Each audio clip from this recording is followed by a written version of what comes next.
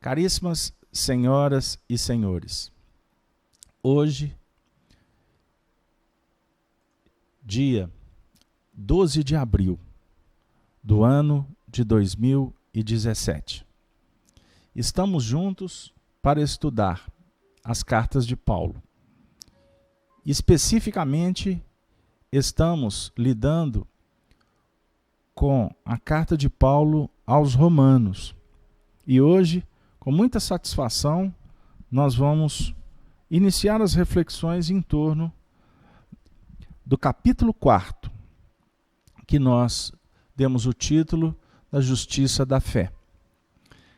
Então, eu os convido para, se tiverem as Escrituras em casa, o Novo Testamento, especificamente no texto aos Romanos, que possam abrir no capítulo 4.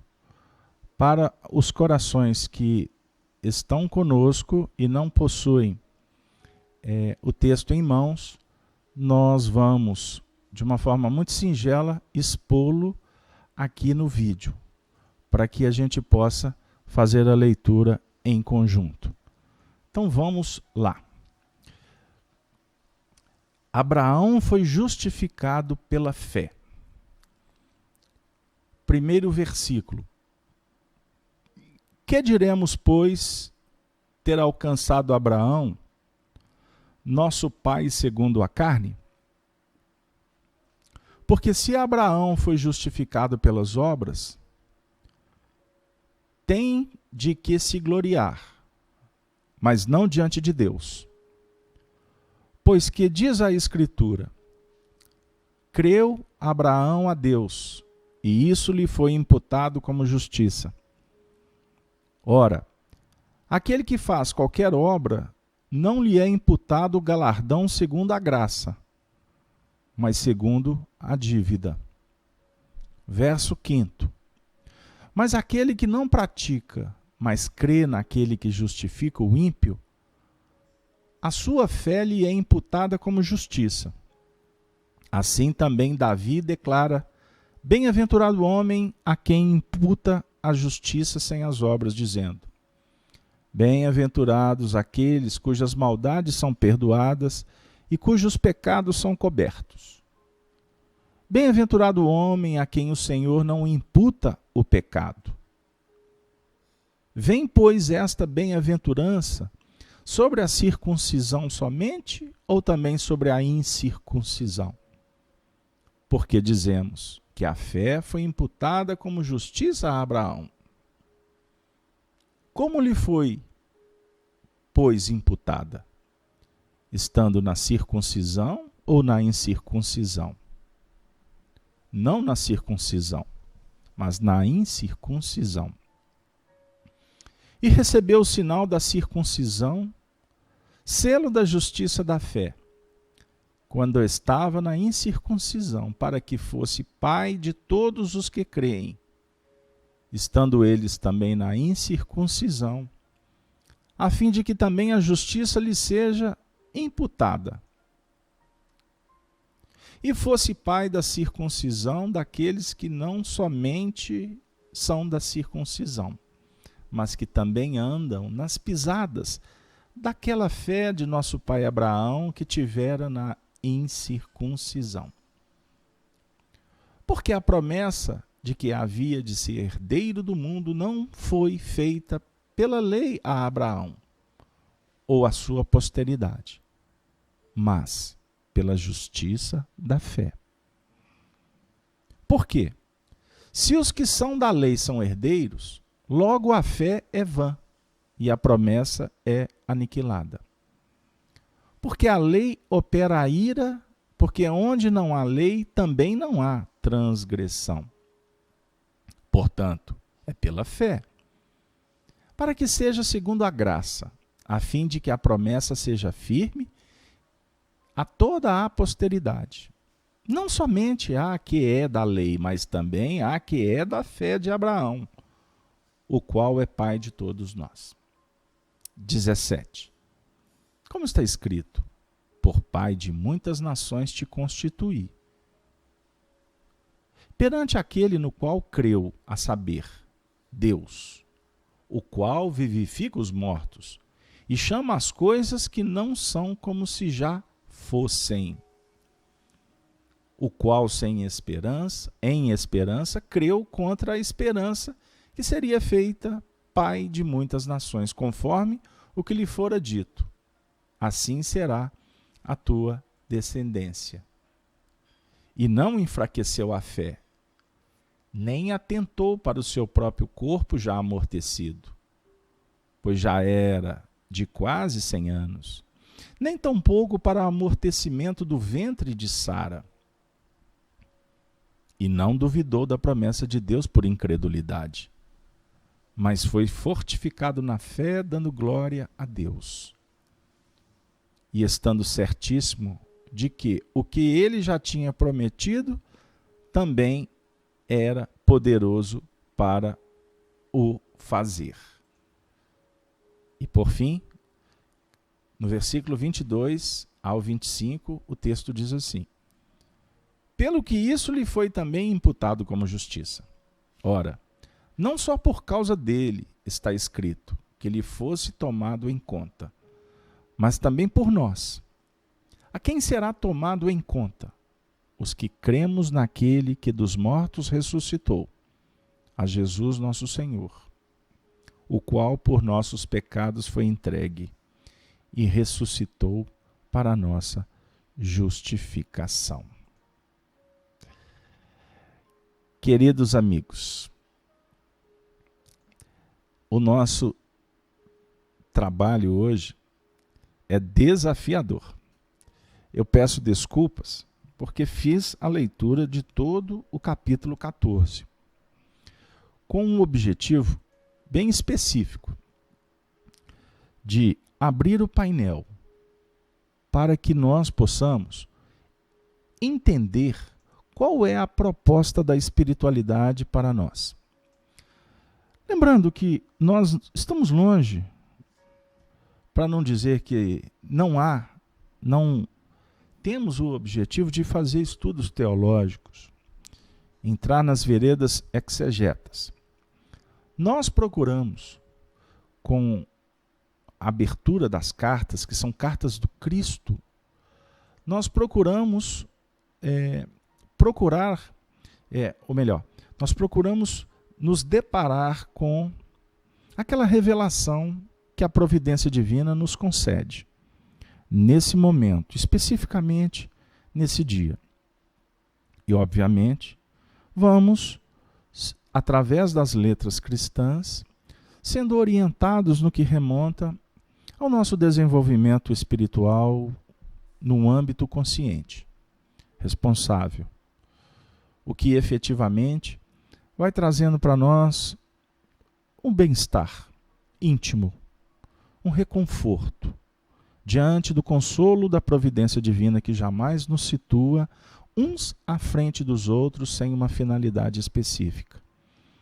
E mediante essa engrenagem extraordinária da evolução, Deus vai nos inspirando e nos provendo com os recursos de que carecemos, para que nós empreendamos a nossa evolução espiritual, que é de responsabilidade de cada um. A justificação de Abraão. Vamos verificar que Paulo encerrou o capítulo 3 com a afirmação de que a fé confirma e não anula a lei.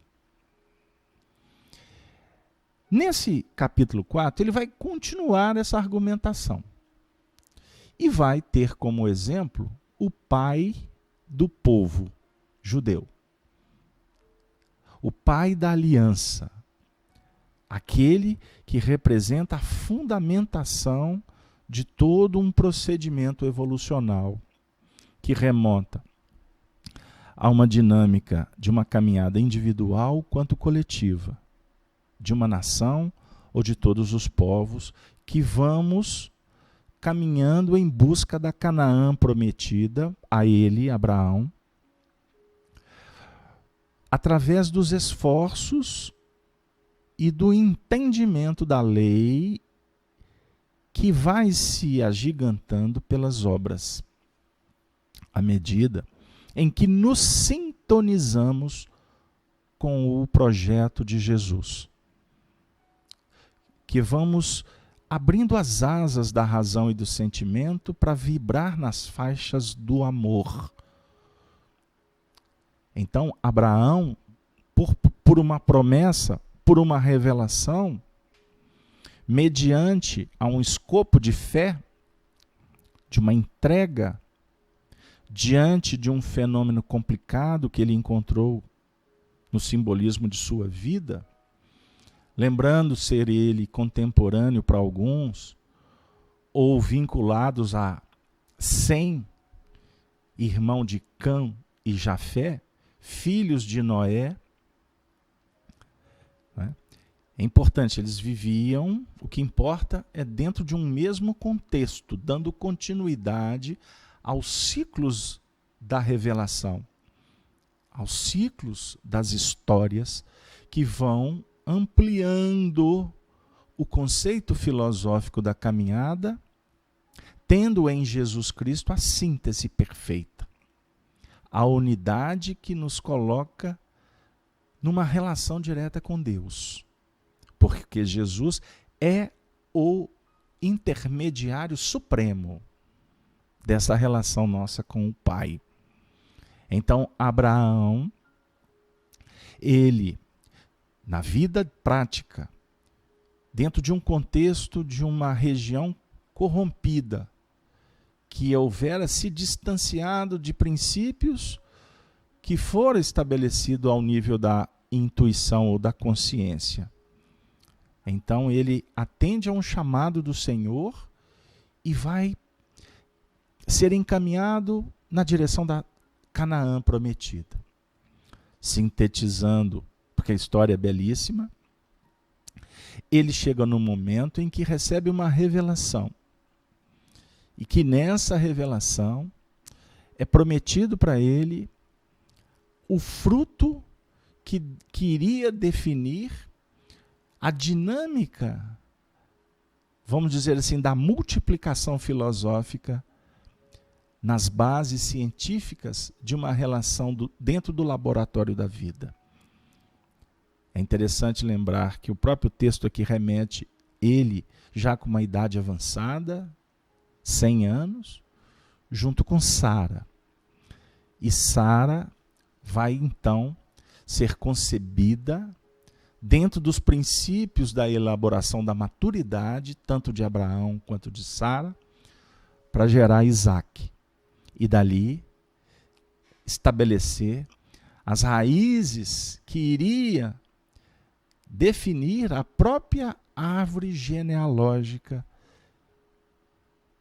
que configuraria a chegada do nosso Senhor Jesus Cristo, como o herdeiro de tudo. O herdeiro no sentido do filho projetado no tempo e no espaço. A evolução, o grande futuro.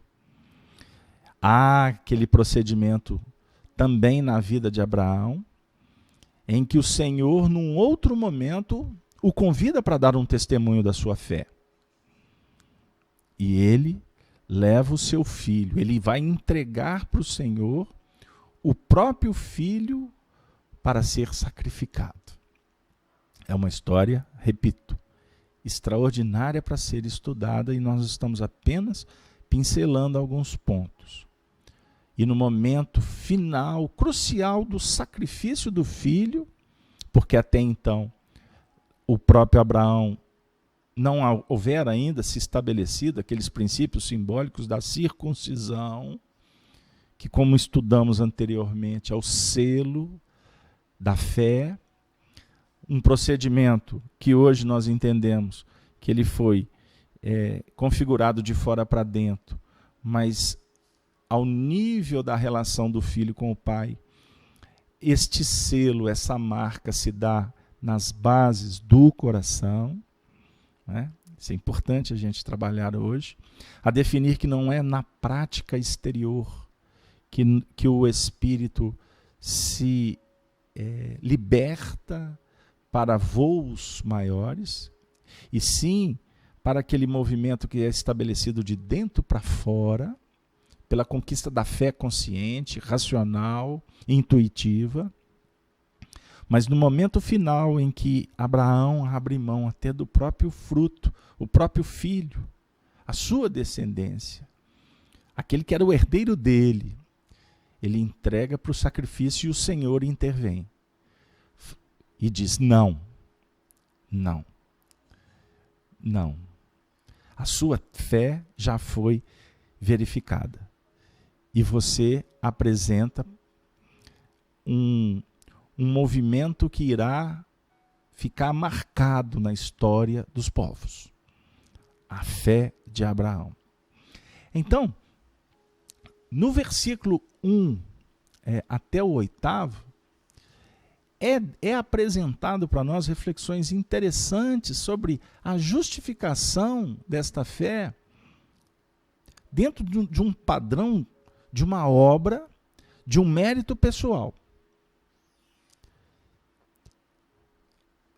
Para alguns não é assim interpretado.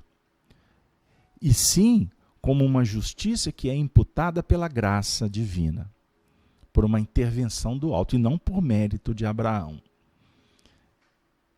Deus aceitou a fé dele no lugar de perfeita justiça.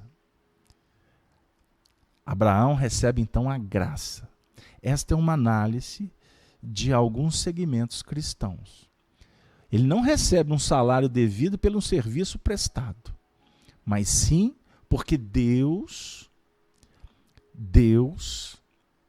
apresenta, diante da sua graça, da sua vontade, uma intervenção extraordinariamente que caracteriza aquele movimento da fé cega, que muitas vezes o indivíduo fica na expectativa dessa intervenção de fora. O que não é bem assim a proposta aqui a ser estudada. Mas nós gostaríamos de interromper um pouco para dar novamente boa noite a todos os nossos amigos do chat. Eu gostaria nesse momento abraçar ao Mário, a Elisa, o Fernando Henrique. Eu peço que vocês coloquem a cidade de vocês para que eu possa fazer a menção honrosa. A Carol, a Fátima, a Cleusa, a nossa moderadora, a Anitta, a Cáfia Souza e tantos outros corações, a Gisele, a Célia Solange, a Diana, a Licínia, o Ederson, que está aí conosco em vários estudos, né, Ederson? Um grande abraço para todos. À medida do possível, a gente volta aqui para conversarmos com vocês. Então, vamos caminhar mais um pouquinho. Por quê? Eu gostaria de trabalhar alguns blocos dos versículos, sem deter demais nos mesmos, porque senão a gente vai trabalhar de uma maneira mais lenta. E eu gostaria de empreender vamos dizer assim, uma dinâmica mais efetiva, para que a gente possa ter uma visão e, a partir disso, nós possamos, inclusive, nos sentirmos emulados, estimulados para fazer os nossos estudos, seja individualmente ou coletivamente, em grupos. Vamos lá. Primeiro versículo. Que diremos, pois, ter alcançado Abraão, nosso pai, segundo a carne? Porque se Abraão foi justificado pelas obras, tem de se gloriar, mas não diante de Deus. Então, a princípio, o texto está dizendo assim, né, que Abraão foi justificado pelas obras. E se fosse assim, ele teria que se gloriar. Ele teria que se vangloriar. Né? Seria a persona. Eu fiz, então eu mereço. Mas diante de Deus não é assim que funciona. Dentro de um mecanismo de uma relação que se dá nas bases de uma fé cega. Eu vou repetir. Por quê? Vale até algumas observações aqui inicialmente. Porque eu busquei hoje um texto interessante que foi psicografado pelo Divaldo Franco no livro Estudos Espíritas. Muito legal esse livro, publicado pela Federação Espírita Brasileira. E fica uma dica aí, porque são vários estudos, vários textos, bem sintéticos, objetivos e doutrinários. Aonde nós vamos encontrar na lição 14 um texto que fala da fé.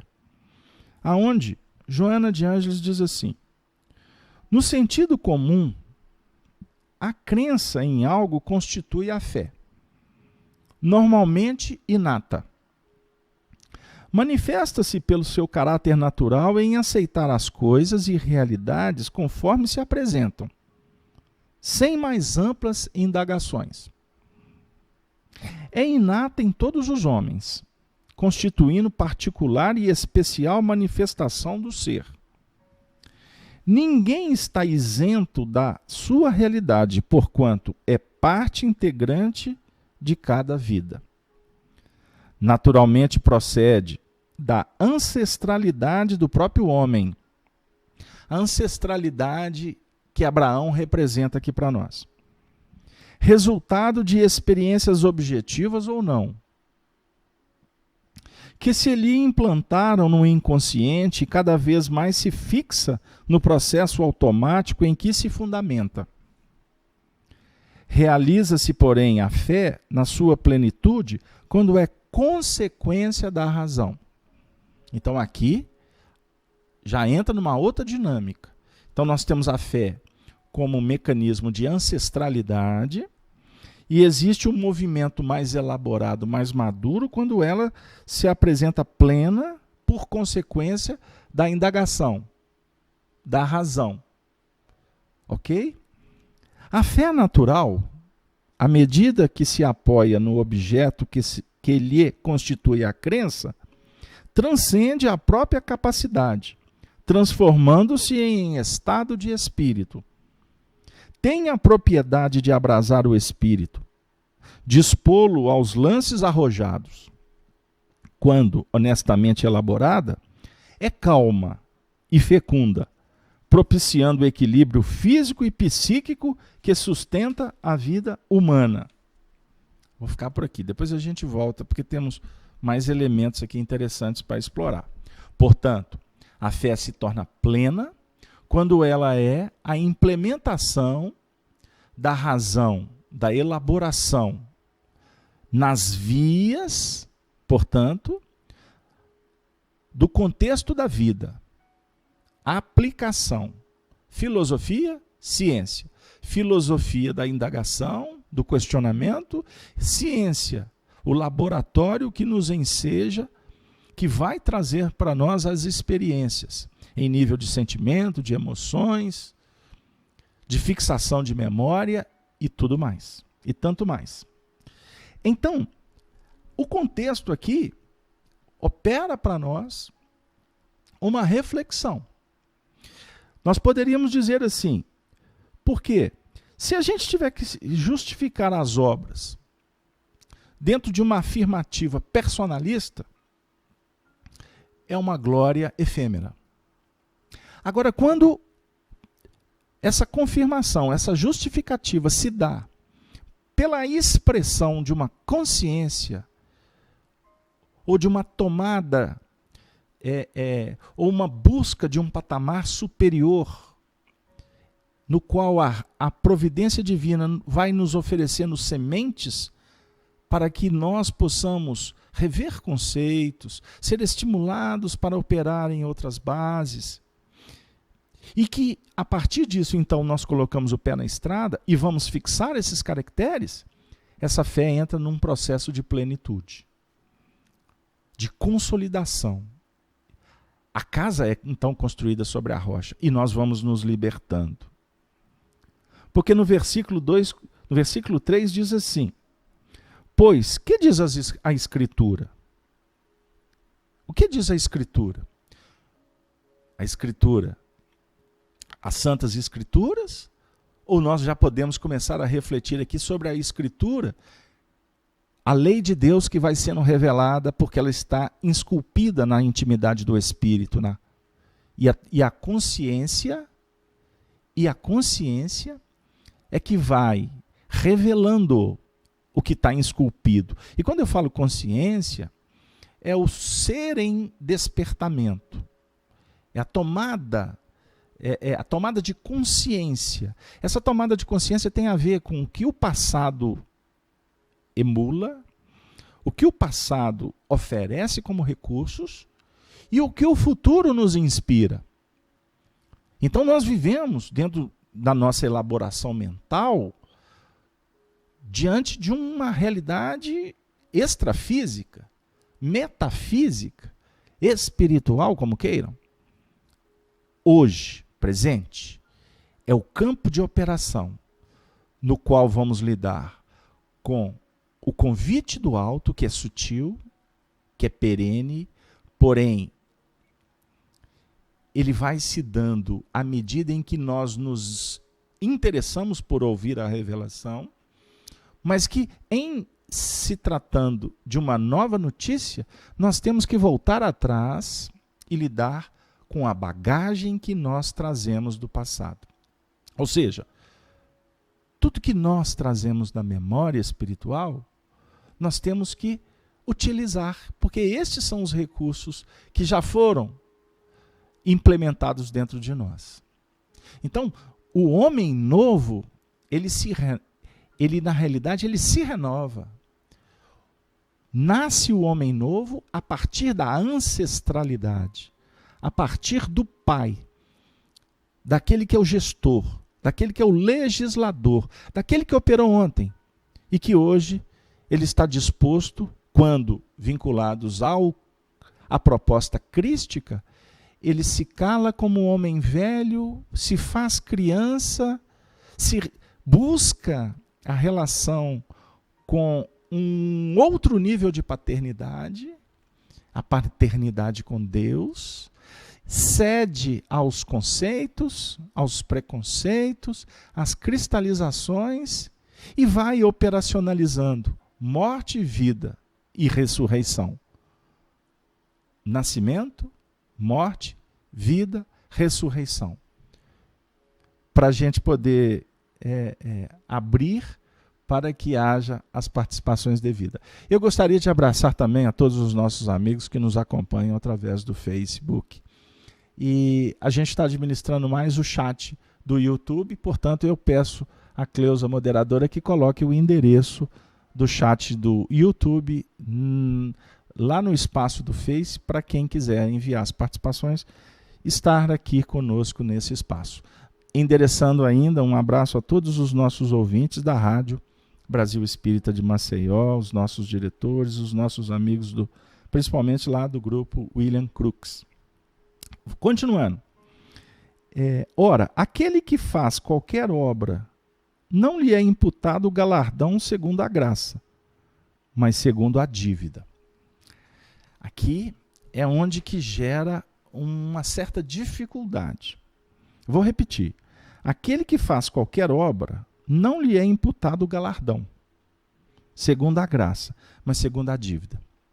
A definir o seguinte: toda a obra, toda a nossa obra, toda a nossa semeadura, ela automaticamente vai imputar um galardão. Ela vai trazer para nós a resposta. E quando nós falamos em ação, em doutrina espírita, nós hoje discutimos pensamento, palavra e atitude. Então, hoje nós nos responsabilizamos pelo pensamento. A doutrina espírita esclarece para nós em bases metafísicas, porque a física humana ainda não mensura o pensamento, mas ela vai chegar lá.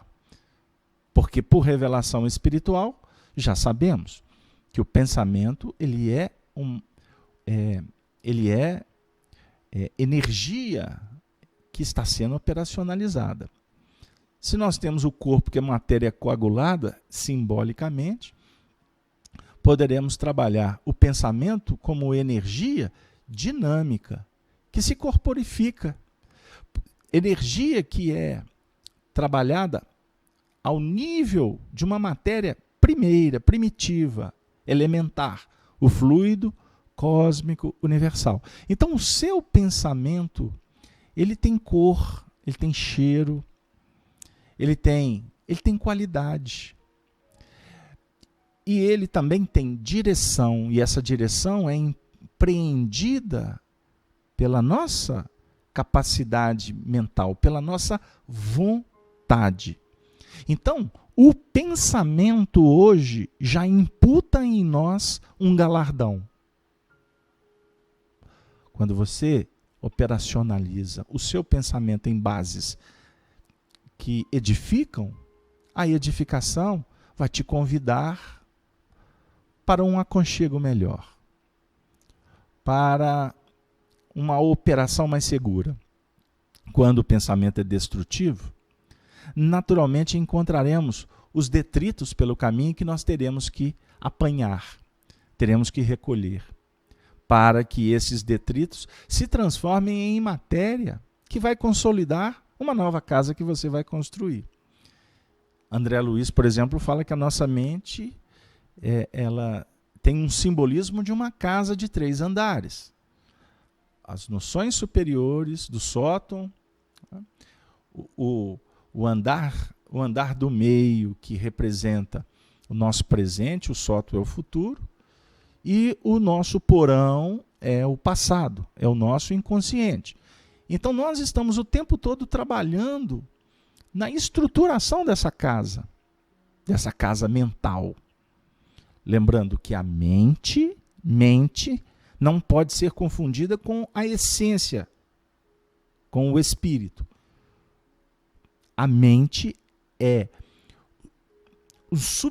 vamos dizer assim, é um atributo do espírito, no dizer de André Luiz. E o pensamento é atributo dessa mente. E inclusive é o pensamento, através dessa casa, desse corpo mental, esse próprio corpo é que vai inclusive dar a estruturação para que nós operacionalizemos na reencarnação. É o corpo mental que forma o corpo causal. Então, a base da nossa felicidade, da nossa saúde, ou da nossa tristeza, ou da nossa desdida, está na nossa mente. Mensã, corpo, são. Deu aí? Então, nós vamos aqui verificar que, nesse versículo 4, que existe a graça, que foi trabalhada aqui há 3 semanas atrás, a diferença da misericórdia e da graça, conforme uma análise de alguns segmentos cristãos, como a misericórdia é a atuação de Deus no universo, de uma forma geral, e a graça é um endereçamento bem específico, é uma intervenção de Deus num sentido que define um movimento que privilegia, que escolhe para atuar. E esta atuação faz com que o indivíduo se torne diferente. Então, a doutrina espírita trabalha numa outra linha. A graça, na realidade, vamos dizer assim, é o despertar, é a comunhão, é a relação plena entre pai e filho. É uma relação que estabelece, vamos dizer assim, um atendimento e uma resposta. Um pedido, uma súplica e uma oportunidade. Mas, versículo 5, aquele que não pratica, mas crê naquele que justifica o ímpio, a sua fé lhe é imputada como justiça. Para muitos, esse versículo é contraditório. Porque aqui dá uma ideia de que aquele que não pratica, mas crê, já é suficiente. E na realidade, não é bem assim que nós vamos percebendo o alcance desse texto. A definir o seguinte, que aquele que não pratica, pratica o quê? Pratica o quê? pratica o que ele não conhece ou pratica o que ele conhece? Se eu vou falar que ele não pratica que ele não pratica o que ele não conhece, esse texto tem sentido. Mas ele crê, ele acredita, mas ele não pratica. Se ele não pratica o quê? O que a crença oferece como revelação. Então não tem problema. A fé é muito importante. A fé, no seu sentido de uma busca de fidelidade, vai naturalmente levar o indivíduo a praticar depois. Ele pode não praticar agora. Porque não basta a fé, no seu sentido de simplesmente se vincular a uma crença e não colocá-la em prática. Isso não dá vida. Isso não tem sentido na evolução.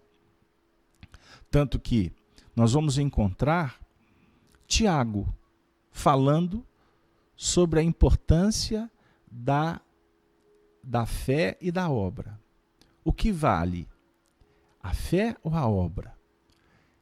Então, a gente tem que verificar aonde nós estamos lendo, em qual contexto que a ideia está sendo implementada. Tiago, por exemplo, diz assim, que a religião pura e imaculada é a de visitar os enfermos, cuidar das viúvas, dos órfãos, é colocar em prática os ensinamentos. Então nós vamos falar da fé que nos coloca sentados diante do trono, ou do templo, ou do altar, ou da fé que nos convida a descer as escadas do templo para atender aqueles que estão necessitados de pão, de atendimento, de carinho, de amizade. Aí nós, por exemplo, vamos encontrar no livro Atos dos Apóstolos, aquele momento em que Pedro e João, na porta do templo, se deparam com um aleijado, não é? Que suplica para eles, um pedinte, né? Suplica para eles uma moeda.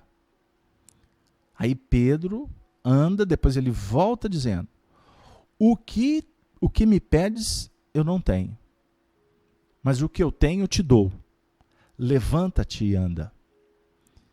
E o aleijado então levantou e andou.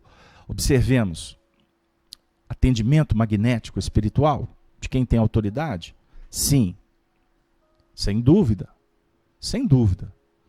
Embora existam curas que são até implementadas por quem não tem autoridade moral.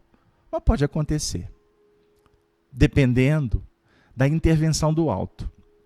Aí a gente vai verificar a misericórdia, atendendo à necessidade, cuidando do necessitado e utilizando de elementos, de instrumentos que estão ali possuidores até de magnetismo, até de um ectoplasma específico para atender o sofredor, certo?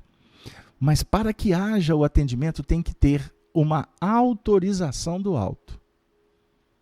Uma autorização do alto. Porque se não tiver autorização do alto, não tem o atendimento. Agora, para que haja o atendimento do alto, a autorização, do lado de cá tem o merecimento. Tem o merecimento. Ah, mas como assim? Como é que a gente vai avaliar o merecimento?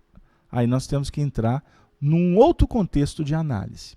Eu vou interromper um segundo, porque estamos recebendo uma pergunta que a Cleusa está colocando aqui várias vezes para mim não passar batido. A Cleusa está dizendo assim, ela está se referindo a Kátia de Souza, ou Kátia Souza. Ô Kátia, primeiramente, muito obrigado, querida, pela sua participação. Seja bem-vinda na nossa casa espiritual tão singela. Mas vamos lá. O pensamento que emitimos a certa pessoa e a mesma não está aberta, essa energia vai para o outro lado? Ah, minha amiga, a sua pergunta é extraordinária. Nós vamos, por exemplo, eu vou fazer uma referência ao livro de André Luiz, Entre o Céu e a Terra. Nós vamos encontrar um belo estudo sobre a oração de Ismalha. Texto belíssimo. Aí nós vamos verificar o que vem a ser a oração intercessória. A oração intercessória, no dizer de Emmanuel, a oração do justo tem um poder inimaginável. Inimaginável.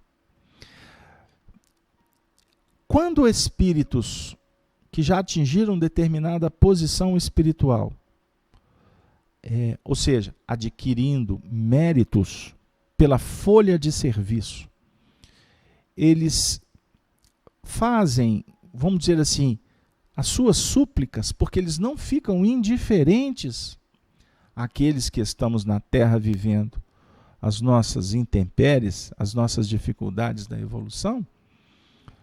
Eles, dependendo dos seus créditos, eles podem oferecer determinados elementos, recursos, para favorecer, sim, aos seus pupilos, entre aspas, espirituais. Agora, vale lembrar o seguinte, que estas súplicas, ou essas intervenções, vamos dizer assim, entre aspas, porque a intervenção tem a ver com uma autorização que está numa instância superior, ok? Para que aconteça, há de se ter, vamos dizer assim, uma circunstância favorável que objetive vamos dizer assim, um despertar de um coração dentro de processos sempre com um cunho educacional. Porque se não for assim, estes espíritos que desejam o bem, porque já estão nessas faixas, eles iriam criar uma grande confusão. Aí a gente poderia estar discutindo essa história da graça. Uma intervenção de alguém em favor de um outro, mas que, de uma certa forma, poderia se caracterizar por, vamos dizer assim, um determinado privilégio. Aí eu poderia até, na lógica, dizer assim, então, como é que ficaria aí esses 7 bilhões de encarnados? Como é que seria lá no mundo espiritual? Se todos os espíritos superiores resolvessem intervir em benefício de cada um de nós, no sentido de nos tirar de um grande problema, de nos salvar de uma hecatombe, de uma doença, de uma tragédia, o mundo ficaria, vamos dizer assim, todo ele regido por uma instância espiritual ou uma instância de intervenção constante. O que a lógica não patenteia, porque as dificuldades na Terra, elas caracterizam esses, vamos dizer assim, estas lições que nós todos precisamos de passar por ela para dar os nossos próprios testemunhos. Então, a querida Kátia, que está na Argentina, em meio aos nossos irmãos, eu gostaria de te dizer, Kátia, que as preces intercessórias, elas são, vamos dizer assim, uma ferramenta maravilhosa, mas nós precisamos de verificar como que elas funcionam, com qual o objetivo que o mundo espiritual vai permitir que haja, vamos dizer assim, essa intervenção. Nós poderíamos até falar de uma forma diferente, para simplificar. O indivíduo está passando por uma prova áspera, que tem a ver com a necessidade dele de se despertar espiritualmente. Então, muitas vezes, Kátia, os nossos amigos espirituais, os nossos benfeitores, conforme a doutrina espírita nos apresenta, dentro da chamada doutrina, né, do ensaio sobre os anjos guardiões, eles intercedem por nós naqueles momentos, vamos dizer assim, aqueles instantes que estão em meio às grandes provas, para nos dar um copo d'água, para nos oferecer uma brisa refrescante, vamos dizer assim, aquele medicamento para diminuir um pouco a dor. Mas eles não podem tirar a dor, se não for do merecimento de cada um de nós. Hoje, nós fizemos um atendimento espiritual a um coração muito querido, muito querido. Então, Kátia, um coração que hoje, já caminhando para os 80 anos de idade, ofereceu uma vida praticamente inteira dedicada ao próximo. Desde jovem se deparou com a doutrina espírita, abraçou a causa da mediunidade e serviu sem olhar a quem e sem verificar o resultado dessas ações. E eu posso dizer isso com muito carinho e com muita confiança, com muita certeza no que eu estou dizendo, porque eu trabalhei com esta pessoa por mais de 10 anos numa mesa mediúnica. E hoje, não estamos mais juntos. Ontem eu fui convidado, por inspiração, a telefonar para a companheira. E ao telefonar, ela me disse assim: você caiu do céu. Aí eu brinquei: será que eu machuquei? Ela disse: não, meu filho, a barra está pesada para o meu lado. Eu estou com um problema assim, assim, assim, assado, que tem meses e meses que os médicos pelejam e nada. E eu já não estou conseguindo nem sair da cama. E eu não sou de ficar pedindo para mim, eu só aprendi a pedir para os outros. Mas a dor está tão intensa que eu peguei aqui com os benfeitores espirituais de um jeito que eu estou achando que eu estou me tornando uma obsessora, mas está doendo demais. Aí, Kátia, amigos, do nada, eu me recordei dela, telefonei e me deparei com essa situação. E ontem, a história estava meio complexa e eu me prontifiquei a visitá-la hoje. E quando eu cheguei no lar, fizemos a prece, fizemos uma singela leitura e nos candidatamos a aplicar o passe magnético espiritual nela.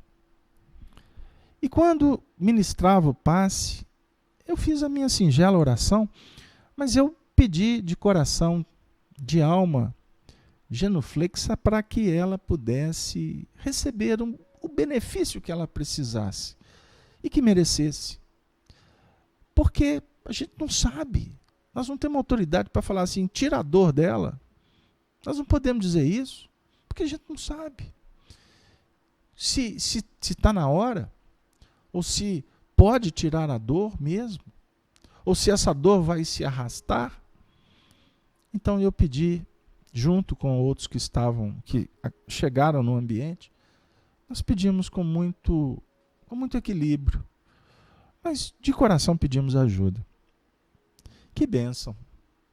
Porque quando eu orava, passava pela minha mente cenas dela ajudando pessoas, dela levantando caídos do plano espiritual, como médium, que ela foi por muitas sessões ao meu lado, onde ela se esmerava, ou outros que no mundo físico batem a porta pedindo um pedaço de pão, desesperados, precisando de um conselho, e ela ajudou a vida inteira. E ao término da atividade, nós juntos, com lágrimas de muita emoção, falamos: Jesus, muito obrigado, muito obrigado, muito obrigado, porque ela conseguiu levantar da cama, conseguiu dar alguns passos sem dor, e disse: Jesus, tudo que eu fiz, hoje eu percebo que eu deveria ter feito muito mais. Aí eu pensei cá comigo, que intervenção espiritual nós presenciamos, mas vinda de um coração muito merecedor. Não sabemos para definir de onde veio essa intervenção, mas o que importa é que o fenômeno da vida, sustentado pelo amor, aconteceu a olhos vistos. Agora existe, Kátia, sim, aqueles corações, aquelas necessidades que você ora, e em tese você não vê resultado. Mas saiba, minha irmã, que não existe uma prece que não tenha resposta. É uma promessa de Jesus: pedi e obtereis, buscai e achareis, e batei. Batei e abri-se-vos-á, porque quem pede recebe, quem busca acha, e quem bate a porta há de se abrir. Isso está no Sermão da Montanha, no capítulo 7 de Mateus, querida companheira. No caso de um estado obsessivo, que seja o indivíduo que ora pelo seu próximo, pode atrair uma revolta da parte dos espíritos obsessores? Pergunta Cris Maravieski. Ô Cris, muito obrigado pela sua participação. Minha amiga, nós vamos tentar te responder dizendo de uma forma bem objetiva. Quando Jesus esteve entre nós, encarnado, a única vez que ele veio fisicamente, quantos corações que ele felicitou? Ele abençoou pelos exemplos, pela sua capacidade singular de amar. Ele abençoou a humanidade inteira. Mas um número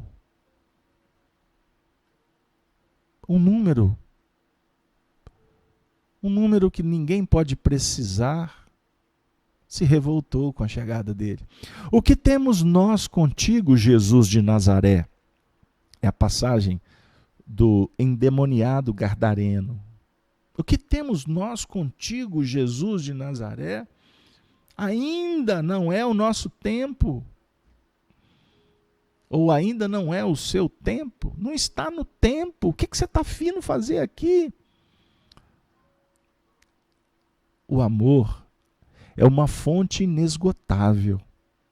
Quanto mais jorra, quanto mais oferece, mais ele se agiganta. Naturalmente, incomodados se retiram. Porque os incomodados não têm autoridade, não têm a capacidade, não têm a autorização para impedir que o amor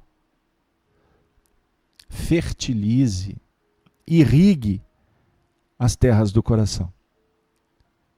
Precisamos, como cristãos, entender isso e não sermos tímidos para amar.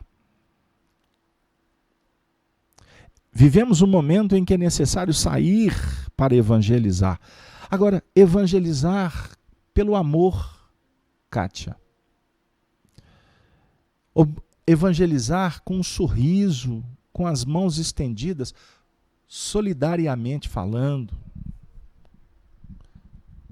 Nós não estamos falando aqui que devemos sair por aí para ficar pregando o evangelho, falando de doutrina espírita.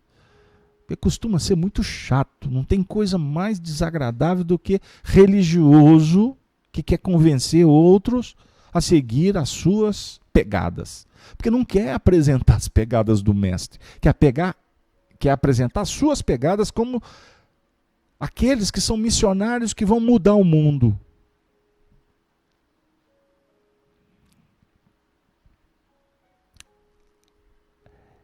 É querer se vangloriar, mas não agradecer e enaltecer Deus, que dá a cada um segundo as suas obras. As obras da lei, as obras da fé. Então aqui nós estamos imputando justiça na reflexão. As obras da lei, nós vamos ver aqui adiante, vai falar para nós, inclusive, da ira de Deus, que é um outro assunto que eu vou ter que ir devagarzinho aqui, porque senão a gente não consegue chegar no final. O versículo 5 diz assim: mas aquele que não pratica, mas crê naquele que justifica o ímpio, a sua fé lhe é imputada como justiça. Esse movimento de acreditar na intervenção divina, ou acreditar na presença de Deus, na proteção espiritual, é um movimento extraordinário. É um movimento extraordinário. Mas quando você percebe, quando você passa a entender um pouco de como funciona, parcamente, ou vamos dizer assim, de uma forma ainda muito pobre, mas você começa a ter esse entendimento da vida e se projetando para o futuro, porque a fé, ela fala para nós do acreditar no futuro. Nós temos no Espiritismo um aspecto interessante sobre a fé. Eu gostaria de trazer a Joana de Ângeles de novo. Está no livro então citado, Estudos Espíritas. Qual é a visão da fé no Espiritismo? Sendo a doutrina espírita a religião que estua no fato comprovado da imortalidade, faculta à fé os olhos mantenedores da sua flama, através da consistência dos seus postulados, decorrentes da observação, da confirmação incontestável e dos conceitos relevantes que lhe constituem a linha ética ou ético-filosófica de afirmação. Desse modo, a fé torna-se consciente, graças à experiência pessoal do crente em relação ao fato, dando-lhe ciência individual do conhecimento em que se afirma, libertando e felicitando o homem. Torna-se verdadeira, despertando os sentimentos da humildade, da ponderação, em que consubstancia os postulados espirituais que lhe servem de base. Constitui força motriz para a caridade, a virtude por excelência. Então a fé é força motriz para a caridade, que é a virtude por excelência, em cujo labor o espírito se engrandece e alcança a plenitude. Não foi por outra razão que Allan Kardec, o escolhido para embaixador do Espírito de verdade, que é Jesus, conceituou. Então Allan Kardec é embaixador, é precursor. Fé inabalável só o é a que pode encarar, frente a frente, a razão, em todas as épocas da humanidade. Amigo, eu vou repetir. Fé inabalável só o é a que pode encarar, frente a frente, a razão, em todas as épocas da humanidade. Então agora o versículo 6 vai falar de Davi. Assim também Davi declara: bem-aventurado o homem a quem Deus imputa a justiça sem as obras, dizendo: bem-aventurados aqueles cujas maldades são perdoadas e cujos pecados são cobertos. Bem-aventurado o homem a quem o Senhor não imputa pecado. Ai, my God. Que extraordinário. Bem-aventurado a quem Deus imputa a justiça sem as obras. Vamos lembrar, Deus, na nossa intimidade. Deus que apresenta maldades são perdoadas e pecados são cobertos. O que faz o pecado ser coberto? Perdoado em tese, porque Deus não perdoa. Por que existe o perdão? Vamos dizer assim, por que muitas vezes nós pedimos perdão? Ou muitas vezes nós somos convidados a perdoar? É porque houve alguém que ficou lesado, que foi prejudicado. Eu pergunto a vocês, nós temos a capacidade de ferir? Vamos dizer assim, nós podemos criar um problema para Deus para que Ele nos perdoe? Responda você. Alguém pode dizer, mas a gente pode então ferir a natureza. Aí a natureza vai ficar melindrada, vai ficar angustiada, entristecida, então a natureza vai responder contra a gente. Amigo, nós estamos no século XXI. Vamos tirar o sentimentalismo e vamos trabalhar num plano que haja mais lógica, mais ciência da vida no processo. Você esparge luz, a luz reflete em você mesmo. Você esparge o ódio retorna por você. A sua mente, ela é irradiadora. A sua mente é refletora. Então, isso é natural.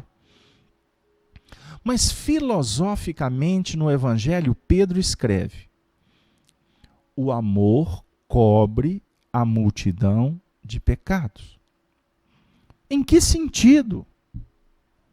Em que sentido que o amor cobre a multidão de pecados? Cobre, cobrir, esconder? Ou eu poderia dizer, envolve, recolhe e põe na mesa para ser trabalhado. E como aprendemos em doutrina espírita, a caridade é a virtude por excelência. Como podemos entender a caridade? Questão 886 do Livro dos Espíritos. Posso abrir para que a gente possa estudar junto? Olha, fui direcionado aqui, sem querer abrir, não estava marcado.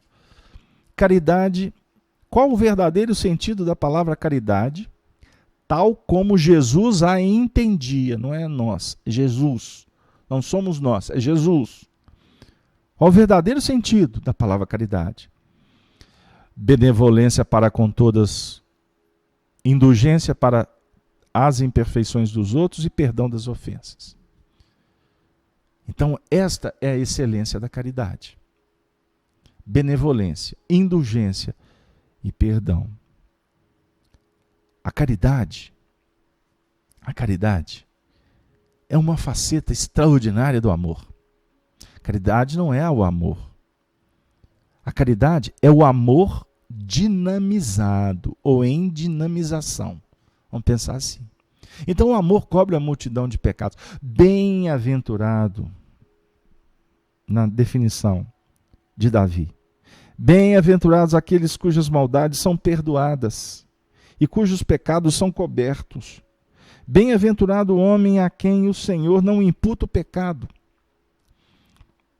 O Senhor aqui não é o Senhor lá fora. É o Senhor, é o Abraão que está saindo de um território complicado em busca de uma terra aonde ele passará a se alimentar do maná, do mel, do pão da doutrina, da verdade, da paz. É o Abraão que está procurando focar a revelação do alto, se tornando o pai Abraão, pai dos povos. Antes o nome dele era Abrão. Abrão é diferente de Abraão. Então o selo, a circuncisão, aquele processo histórico que é conhecido, respeitado e é base doutrinária de algumas religiões que nós respeitamos e admiramos. Mas aqui nós estamos deixando o de fora, o externo, o culto, o pragmatismo, para verificar, para tentar mergulhar, tirar o espírito da letra dentro de você mesmo. Então, bem-aventurado o Senhor que não imputa pecado. O Senhor, melhor dizendo, que não imputa pecado. Imputa justiça sem as obras, dizendo: bem-aventurados aqueles cujas maldades são perdoadas e cujos pecados são cobertos.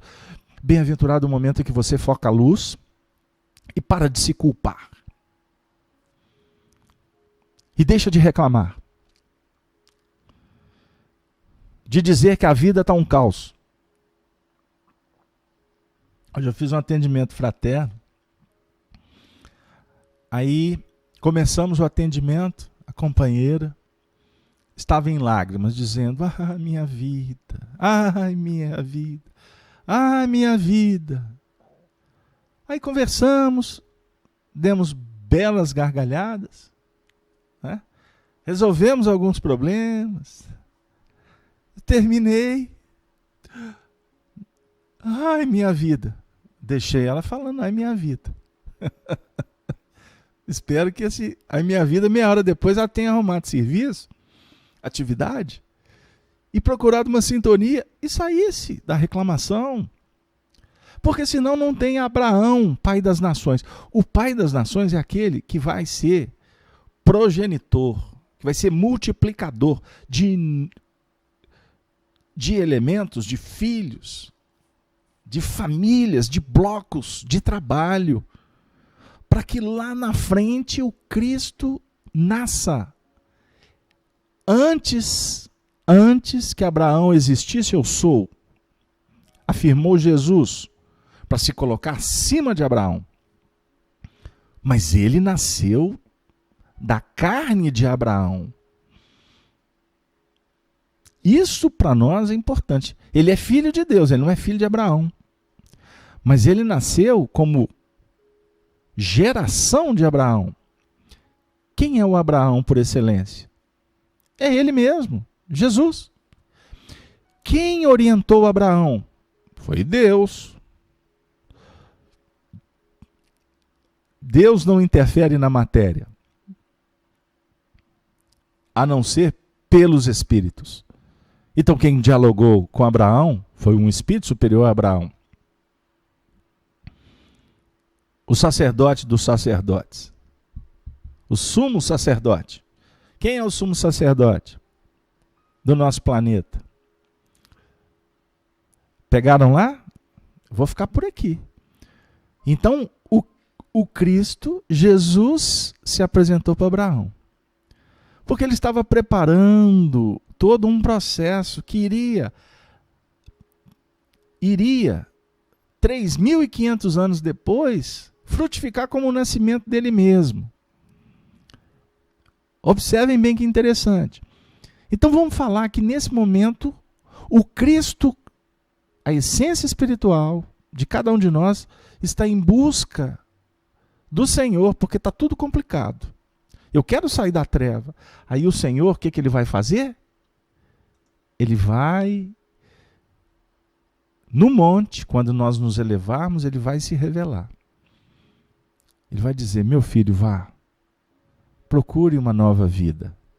Existe uma terra bendita, uma terra que está escolhida, e eu prometo que você vai conseguir. Como eu falei ontem para um jovem da mocidade lá da nossa casa, eu falei assim: Jesus tem um presente para você, meu filho.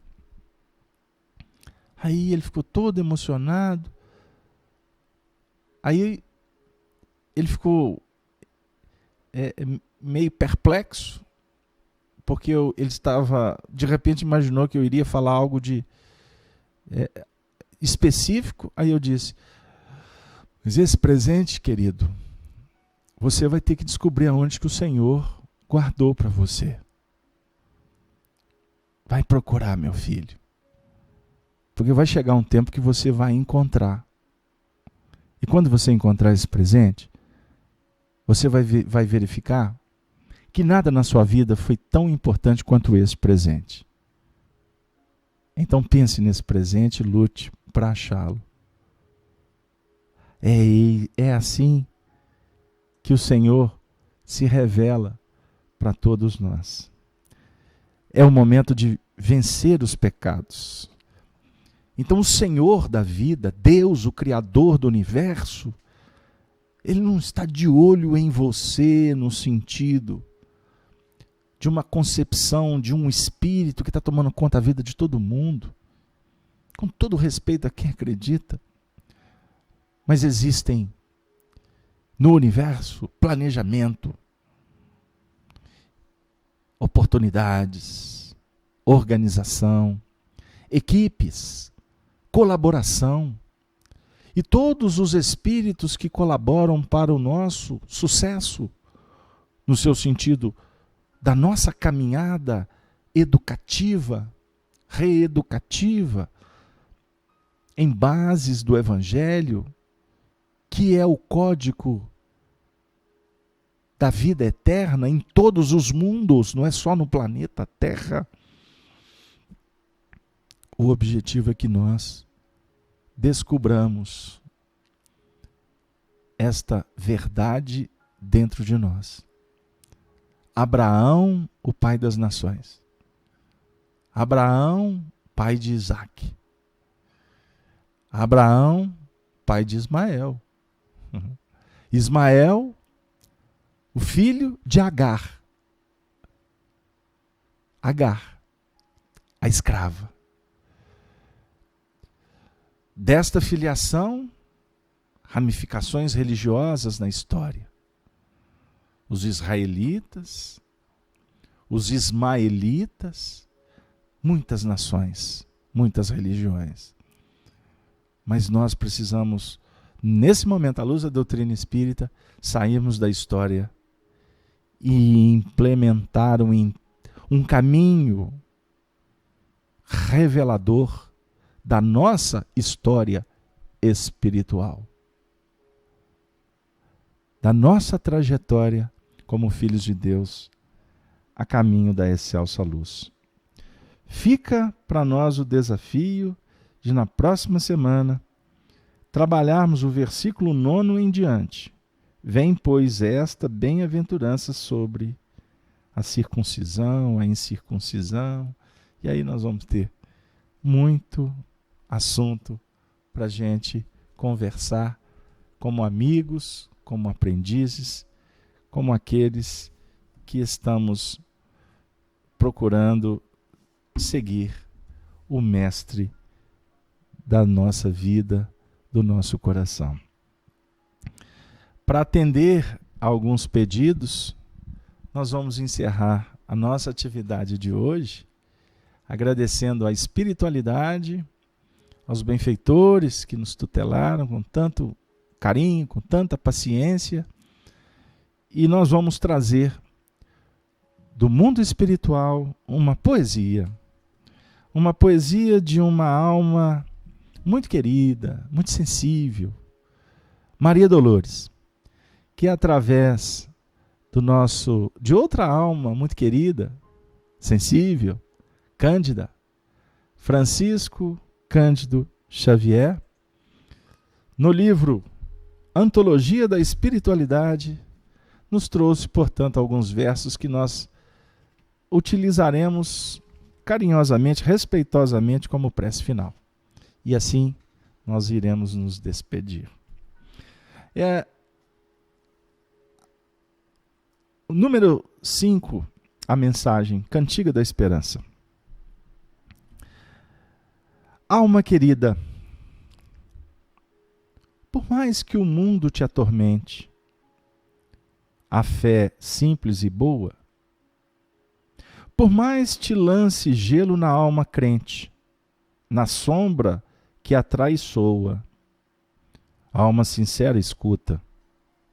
Sofre, tolera, aprende, aperfeiçoa, porque de esfera a esfera, ninguém consegue a palma da vitória sem apoio na luta. Espera, que a esperança é a luz do mundo, oculta maravilha, que em toda parte se revela e brilha para a glória do amor. A noite espera o dia, a flor o fruto, o espinho a rosa, o mármore o buril. O próprio solo bruto espera o lavrador, armado de atenção, arado e zelo. O verme espera o sol para aquecê-lo. A fonte amiga que se desentranha do coração de pedra da montanha, enquanto serve, passa e se incorpora aos encargos do rio que a devora, espera descansar quando chegue escondida a paz da grande vida que há no seio do mar. Seja o que for, que venhas a sofrer, abraça o lema regenerador do perdão por dever. Leva pacientemente o fardo que te leva, entre o rugir do vento e o praguejar da treva. Abençoa em caminho os açoites da angústia em torno do redemoinho, onde não possas, coração, entretecer a alegria de louvar, cala-te em oração e segue sem parar, amando, restaurando e redimindo. Edificando em suma, não te revoltes contra coisa alguma. Ao vir a tarde mansa, na doce quietação crepuscular, quando a graça do corpo tomba e finda, verás como foi alta, nobre e linda a aventura de esperar. E enquanto a noite avança, para dar-te as visões de uma alvorada nova, nas asas da esperança, bendirás a amargura, a dor e a prova, agradecendo à terra a bênção de entendê-las. Subirás para o ninho da luz, nas instâncias da paz, que te aguarda, tecida em radiações das estrelas. Então compreenderás que além do mais além, no coração da altura, Deus trabalha, Deus sonha, Deus procura, Deus espera também. Esperemos com Ele, confiantes no além, naqueles que sempre nos amparam, nos reguardam e a sombra detém. Querido amigo, alma querida e boa, na luta, não esqueçamos o que vai garantir a nossa paz é entoarmos louvores e podermos, pelo trabalho, recostar a cabeça e dizer: Senhor, esteja conosco sempre. Agora, que possamos agradecer pelo muito que tem nos dado, sem exigir nada, a não ser aguardando-nos no grande porvir. Querido cristão, querido amigo, Ave, Ave, Ave Cristo. Um beijo no coração de todos. Que Que assim seja. Até a próxima oportunidade. Que esses dias em que a cristandade comemora a ressurreição do Senhor após a paixão, que possamos verificar com muita tranquilidade quais são os nossos compromissos diante do grande porvir. Um beijo no coração de todos, me despeço respeitosamente, aqui, do mais belo horizonte, das Minas das Gerais. Até breve.